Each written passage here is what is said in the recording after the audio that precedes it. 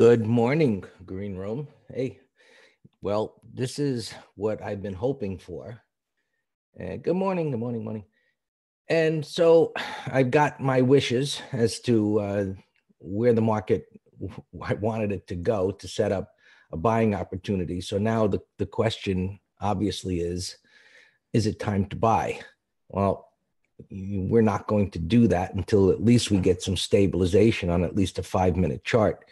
Good morning. And so I got the 60-minute chart. That's what I always look at pre-market to see the trend and to, alleviate the noise on a smaller time frame.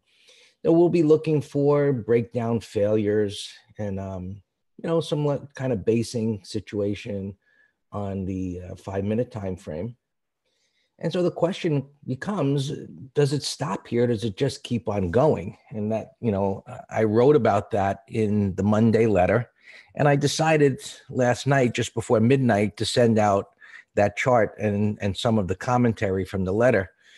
As saying that, at the time, the Dow futures were down 200 points, and they've been down as much as 400, or give or take. So now the question is, does it stop here? So it's right in the area of the prior low. Let's drag that down a little bit to be pinpoint perfect. The S&Ps here, we got the wide range bar. So the question is, is it going to stop here or not? And we don't know, of course. It could just keep dropping down into the area of this other low here. Let me just move this down. All right, somewhere down here.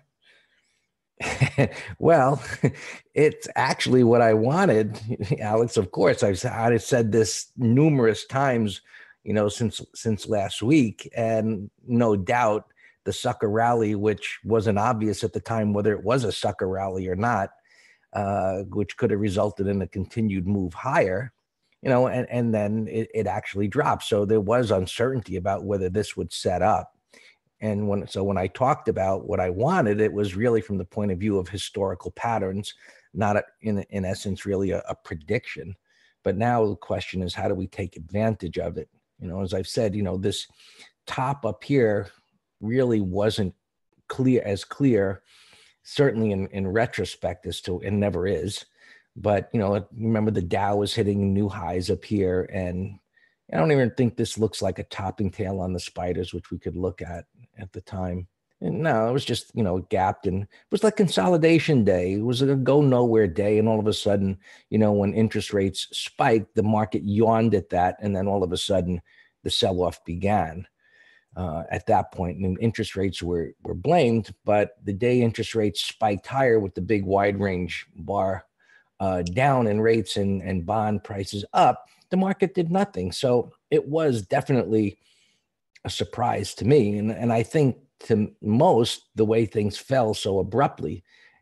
In any event, we have now this setup. And as I said, the question is whether it's going to stop here in this low, and we'll be looking for some kind of stabilization. And then, if we should get a green day today, that's going to set up the W pattern that I've been hoping for. Now, we'll see if it stops.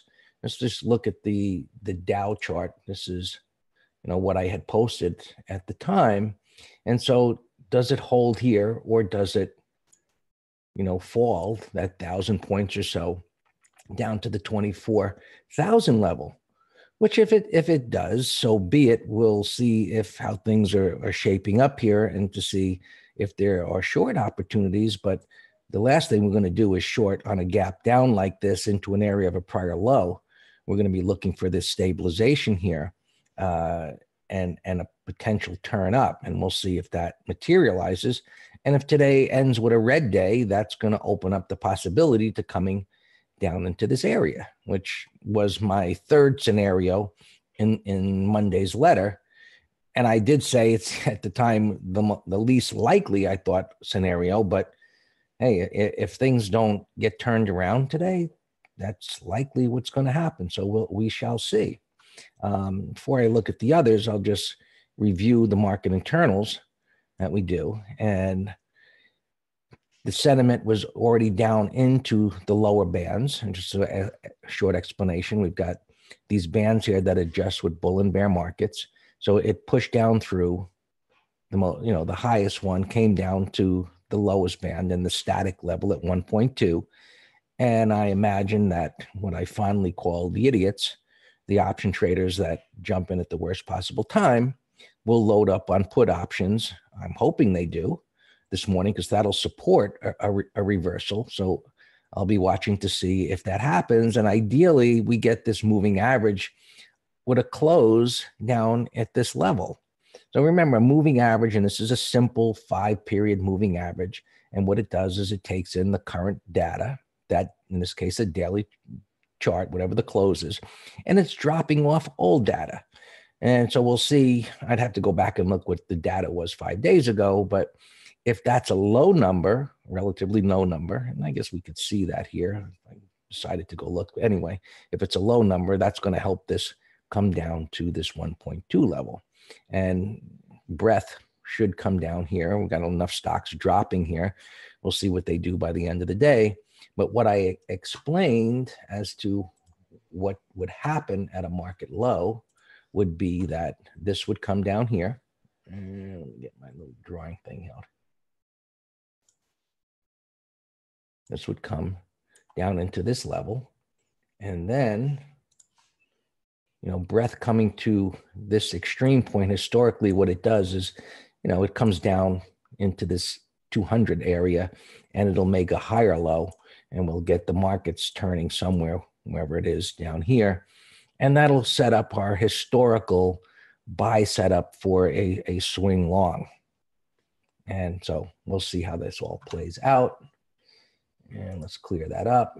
Go back here. And so let's see where things are at here. So we looked at the S&Ps. We've got the NASDAQ futures down here, close to 7,000. So a big whole number, which should act like a magnet for them to come down here. But the prior low was down below that.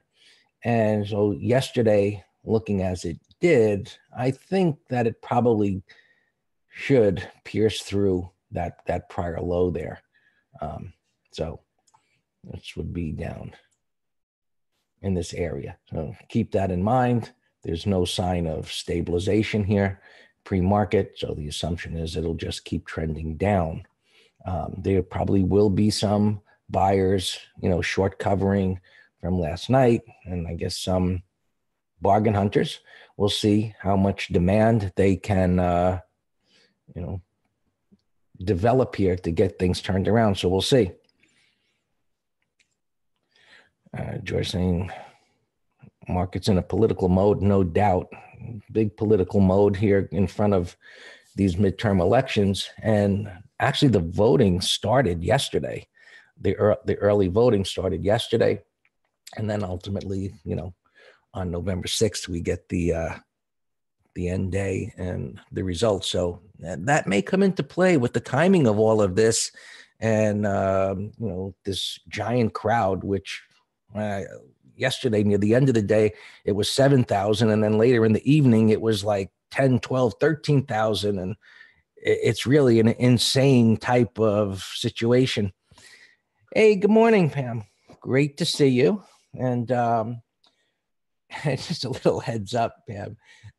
I did mention to those in the room that you had contacted me about coming, and I said I would try and twist your arm a little bit, maybe toward the end of the week, maybe to get you to talk a little bit about the past. So not to put you on the spot, but I so much did enjoy your commentary and what you used to do in the old room. So consider it. Anyway, so let's keep going here.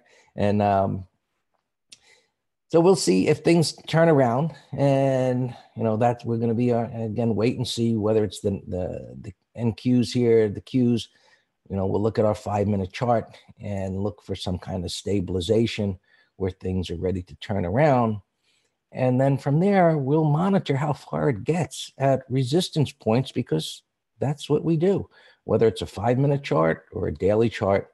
But turning points begin on smaller time frames, and we look for those high probability turning points in a smaller time frame when a higher time frame suggests that's a possibility. And that would be on a retest of this low or slightly lower to see some kind of turn for that to happen. Right? And we looked at S&Ps. Here's the Dow, which is already past that prior low because we've got these Dow stocks components that are reporting and getting smashed here that are on the gap list. I guess Dan will cover a couple of them when he comes on. And we'll take a look at those. And so again, the question is whether it holds here and gets turned around or whether it comes down here to this, 24,000 area. If we don't get any kind of a meaningful reversal, the assumption is it'll go down to the next support level. That's what trends do. And, as I'm looking at this, if I entertain this as a potential measured move, right, it actually could exceed that a little bit. So, these isn't exact measurements as to, but we kind of eyeball these and say, a lot of times these moves, continue about the same size as the prior one and end in an area of support over to the left. So we'll see how this all plays out. And bonds are up here as that flight to quality that is always talked about. And where was the quality? And they were falling here and then accelerated lower and became a bit climactic there, and then the stabilization. So stocks selling off, bonds going up, interest rates going down. So if interest rates really were the culprit, well, this should help at some point alleviate some of that thought as to interest rates. What ETF will be your choice in case of a reversal?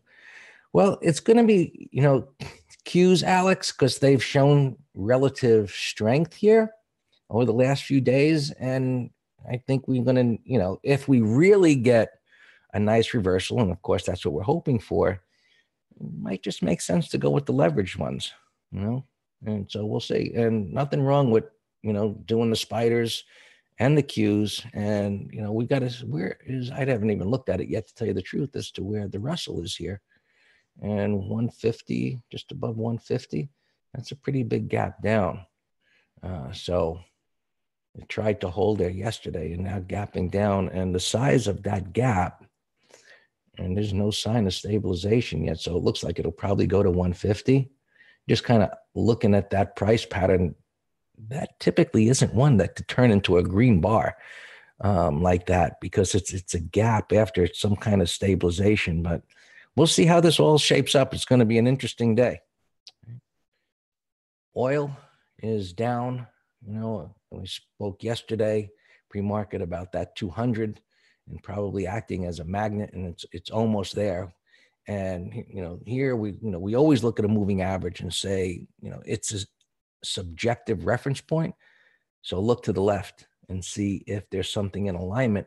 And there's a prior low here. So, and oil has fallen quite a distance from that breakout failure into this prior low in the 200. So this is probably going to be a point where some buyers will show up in crude oil. And gold is moving up today. And that's typically what happens on a day like this. And it had been consolidating here very bullishly at the top of that wide range igniting bar to the upside. And it's always bullish price action when you see not only a sideways move at the top of a wide range bar, but for it to happen also at an area of resistance to the left. That just says buyers are continuing to come and show up at a point where there's supply there, resistance. So you can exchange those words, resistance and supply and support and demand. And so as it's coming up to this next level, it'll probably stall. We'll see if it gets through there, but that certainly looks like it should be able to continue to move higher. There's some interest here. I want to see if the euro, how much it was being affected by this, and really not much at all. It's kind of hanging there, which is interesting. Keep an eye, set an alert here on the VIX up near this high. And then, of course, if the market does continue to move lower to that next lower level, it's hard to imagine it coming up here, but volatility could spike. I don't imagine it's coming up there, but hey, anything's possible. We'll see how this all unfolds, throughout the trading day. All yours, Dan. All right, thank you. Good morning, everyone. Yeah, I agree. Anything's possible. We just take it day by day. But the more extreme, the better, because then the rubber band's going to get even more stretched. And then we're just, like Greg said, looking for the reversal bar on a smaller time frame. I mean, Greg mentioned 5-minute chart. That would be pretty aggressive, but we're here in real time. We'll watch, and as we always do, talk our way through things. Pre-market here, no bounce. And as Greg was going through these things, even if when we do decide to go long, look at this 3 bars of football players. So it's not a nice retest V. So this is in tomorrow's MT Live, we're going to be talking about M and W reversal patterns. And this isn't a clean one.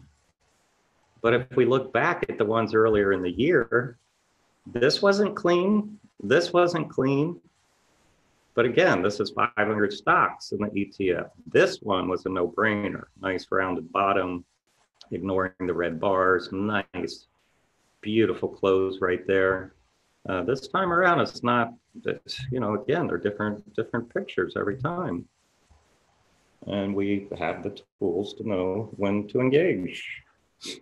Open, there's a lot of earnings today. In terms of opens, yeah, we don't have many at all. We do have the GLD in our ETF trader. We got into Charlie Foxtrot yesterday, short the stock.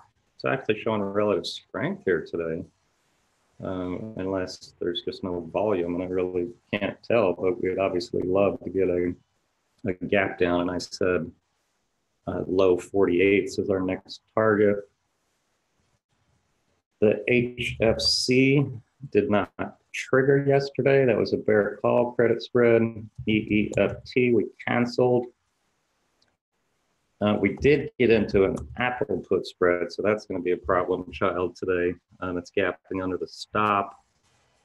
215. I mean, our strikes are way 212.5. So I will definitely be watching this as trade management.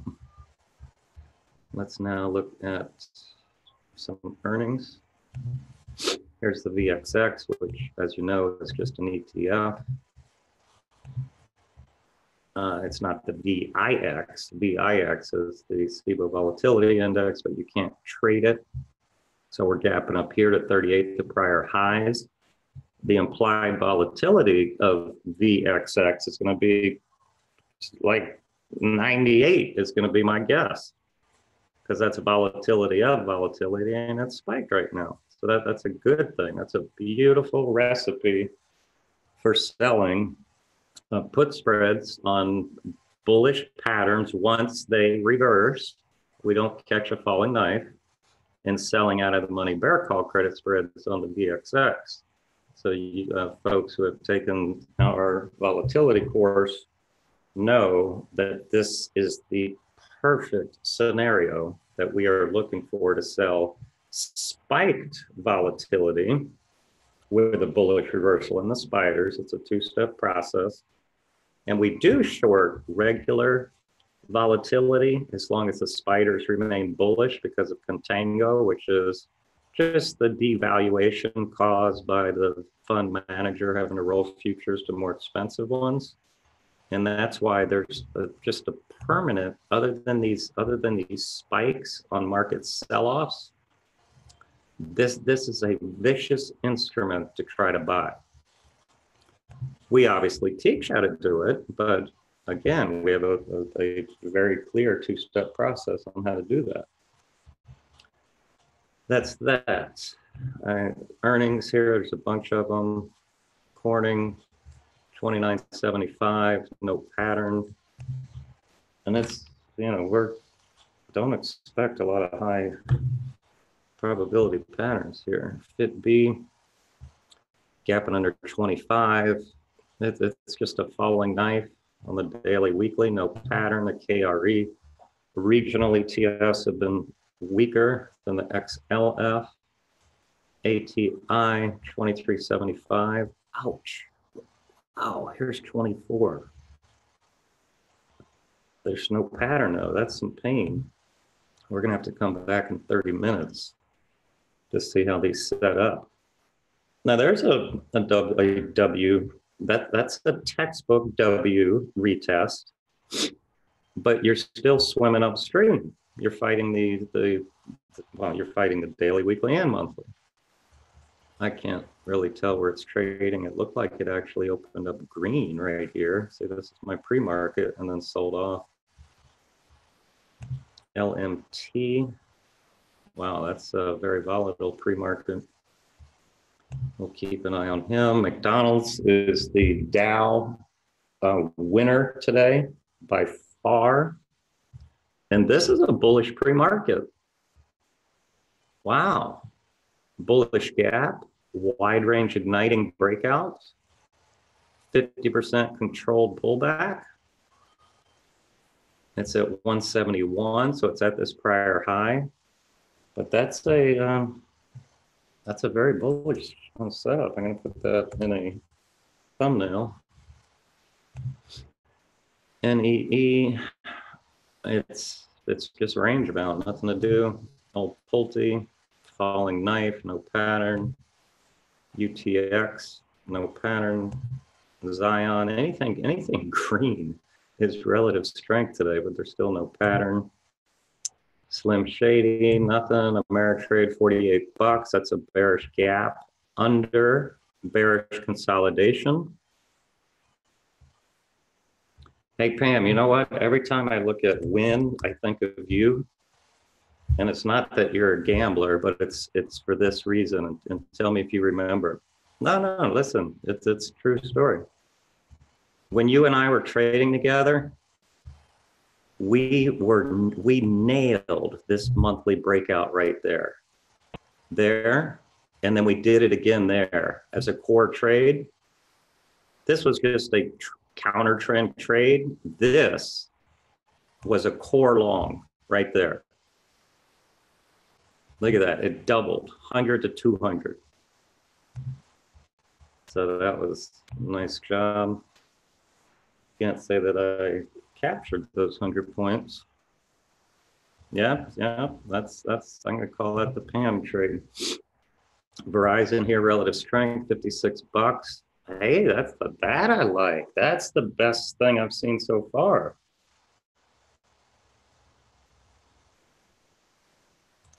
That's going in a